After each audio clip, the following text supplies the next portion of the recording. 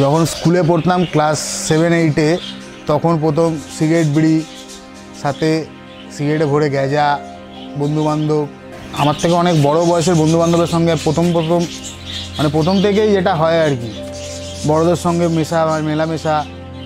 তারা নতুন নতুন নেশা করতো, দেখতাম, ইচ্ছে হতো, জিজ্ঞেস করতাম দাদা কী করছো? তারা বলতো নে টান, তুইও ভালো থাকবি, দেখবি আনন্দ হবে, অনেক কিছু। তো প্রথম তো ওই কিউরিসিটিতেই নেশাটা ধরি।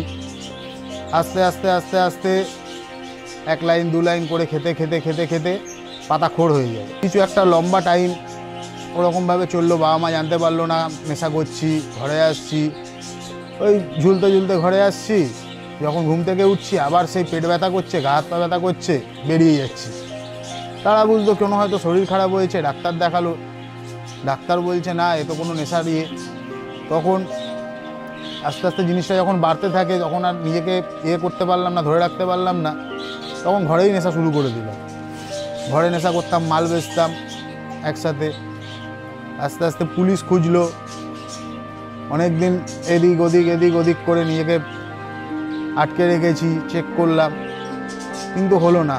ঘরের জিনিসপত্র বিক্রি করে, আরও অনেক কিছু করে, নিজের গাড়ির তেল, মালিকের থেকে ক্যাশ, অনেক টাকা পয়সা এদিক ওদিক করে নেশা করতে যখন দেখছি আর হচ্ছে না, বাবা মাকেও বলেছিলাম, কিন্তু নিজের নেশা ছাড়ার কোনো ইচ্ছা ছিল না।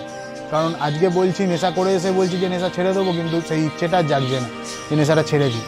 পরের দিন সকালবেলা যেইকে সেই আবার ঘুম থেকে উঠছি, আবার পেট ব্যথা করছে, আবার হাত পা কাঁপছে, সেই চলে যাচ্ছি ঠেকে মাল কিনছি, মাল খাচ্ছি, তারপরে আমি ঠিক হচ্ছি।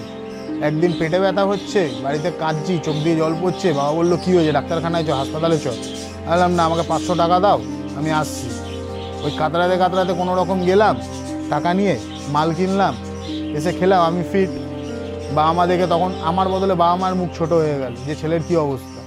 তো এরকম করতে আস্তে আস্তে একদিন হঠাৎ এই 2023 সালে কালী পুজোর 10-12 দিন পরে সারাদিন আমি মদও খেলাম, পাতাও খেলাম।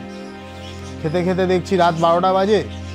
তখন মা বলছে খাবার খাবি? আমি বললাম না, আমার আর খাবার ক্ষমতা নেই, আমার চোখ খুলে তাকানোর ক্ষমতা ছিল না যে খাবো। তো শুয়ে আছি, হঠাৎ দেখছি 3 জন এলো, আমাকে বললো চল তোকে পাতা খাওয়াবো, চ। আমি কিছু জিজ্ঞেস করলাম না, চলে এলাম। পরের দিন সকালে যখন নেশা কাটলো, ঘুম থেকে উঠলাম, দেখলাম আমি রিহ্যাবিলিটেশন সেন্টারের মধ্যে আছি। তো বুঝলাম, লোককে জিজ্ঞেস করলাম এটা কি, এটা কোথায়? বললো এটা আলেয়ানা, এটা একটা রিহ্যাবিলিটেশন সেন্টার, নেশামুক্তি কেন্দ্র, এখানে থাকো, দেখো তুমিও নেশা ছেড়ে দেবে। তো দেখলাম, এটা আমার প্রথম ট্রিটমেন্ট। তো দেখছি এখানে থাকতে 1 বছর কাটিয়েছি, 1 বছর তো নেশামুক্ত আছি। এখন আমি বাইরে কাজবাজও করি, যাই আসি, যে কোনো রকম কাজ করি, টাকা পয়সাও ক্যারি করি, কিন্তু এখানে থাকতে এখানের আবহাওয়া, পরিবেশ, আমাকে আর নেশা করতে আর ওই জিনিসটা মন হয় না যে নেশাটা করি। আবার নেশা দেখলেও এখন এই জিনিসটা আসে যে না, এটা আমার জন্য বিপজ্জনক, এটা করলে আর আমি থামতে পারবো না, এখানেই আমি শেষ হয়ে যাব। তো বাবা মা একটা সুযোগ দিয়েছে, আলিয়ানা আমাকে বিশ্বাস করছে, সুযোগ দিয়েছে। তো এখন তো আমি ভালোই আছি, আমার নেশা করার ইচ্ছা তো হয় না, আরও চেষ্টা করবো নিজেকে উন্নত করার, নেশা না করার। এখানে নেশা না করার জন্য